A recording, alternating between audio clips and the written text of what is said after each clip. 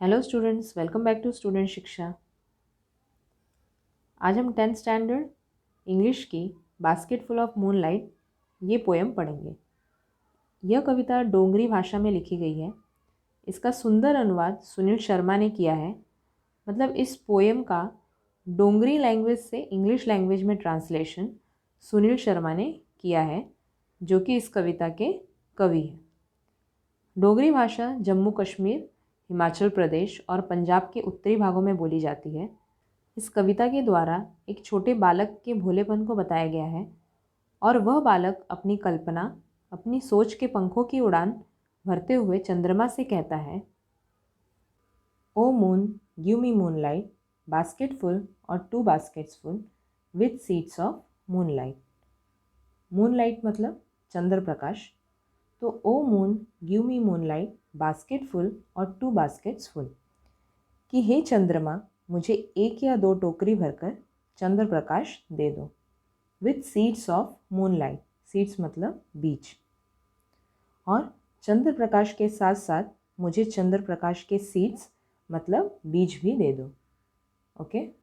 From the city to my village on the sides of the path I want to sow many small small moons of light.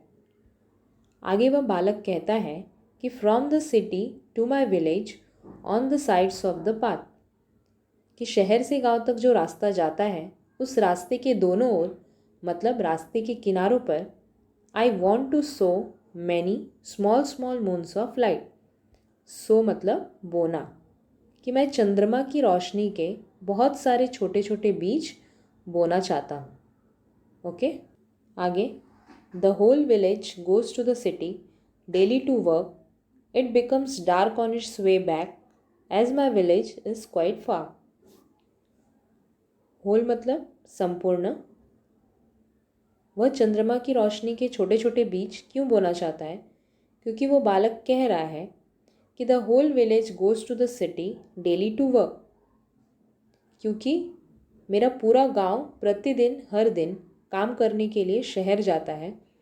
मतलब हर दिन उसके गांव के बहुत से लोग काम करने के लिए दूर शहर में जाते हैं। It becomes dark on its way back as my village is quite far. Quite far मतलब बहुत दूर। तो जब गांव के लोग काम करने के बाद शहर से गांव की तरफ आते हैं तो अंधेरा हो जाता है, क्योंकि मेरा गांव शहर से बहुत दूर है। Okay. The route is tough and full of snakes and scorpions, neither bus nor cart plies. Route मतलब रास्ता, टफ मतलब कठिन, स्नेक्स एंड स्कॉर्पियंस, स्नेक्स मतलब सांप और स्कॉर्पियंस मतलब बिच्छू। तो the route is tough and full of snakes and scorpions. रात में लौटते समय यह रास्ता बहुत कठिन हो जाता है, क्योंकि इस रास्ते में बहुत से सांप और बिच्छुओं का खतरा होता है। Neither bus nor cart plies, cart मतलब गाड़ी और प्लाइज मतलब आना जाना। और शहर से गांव तक आने के लिए न कोई बस और न कोई गाड़ी की सुविधा है। Okay. When my father returns home, I am asleep and he goes back early in the morning while I am sleeping. Asleep means नींद में। So when my father returns home, I am asleep. जब मेरे पिताजी देर रात को वापस घर आते हैं तो मैं सो चुका होता हूँ। And he goes back early in the morning while I am sleeping. Early मतलब जल्दी। और जब मेरे पिताजी जल्दी सुबह उठकर काम करने के लिए चले जाते हैं तब भी मैं सोया रहता हूँ। Okay. O moon give me a basket full of moonlight on loan. Loan मतलब कर्ज या उधार। हे चंद्रमा मुझे टोकरी भरकर चंद्रमा की रोशनी उधार दे दो। I want to light the dark road so that my father returns early. I too want to hear fairy tales and stories from him. To light मतलब प्रकाशित करना। So I want to light the dark road so that my father returns early. क्योंकि मैं उस रोशनी से अंधेरे रास्ते को प्रकाशित करना चाहता हूँ, जिससे कि मेरे पिताजी जल्दी घर लौट आए। I to want to hear fairy tales and stories from him. Fairy tales मतलब परियों की कहानी। मैं भी अपने पिताजी से परियों की कहानियाँ या कोई और कहानी सुनना चाहता हूँ। ओके, आगे। O moon, give me a basket full of moon light. I want to sow seeds of moon on the sides of the path. तो वह बालक कहता है, O moon, give me a basket full of moon light. हे चंद्रमा, मुझे टोकरी भरकर चंद्रमा की रोशनी दे दो। I want to sow seeds of moon on the sides of the path. क्योंकि मैं चंद्र प्रकाश के बीजों को रास्तों के दोनों ओर बोना चाहता हूँ।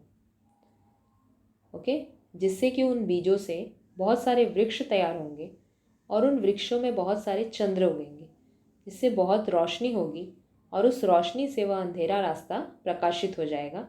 मतलब जो लोग शहर गए हैं वो जल्दी घर पहुंच जाएंगे और मेरे पिताजी भी जल्दी घर आ जाएंगे और मुझे उनसे अच्छी अच्छी परियों की कहानियाँ सुनने के लिए मिलेगी।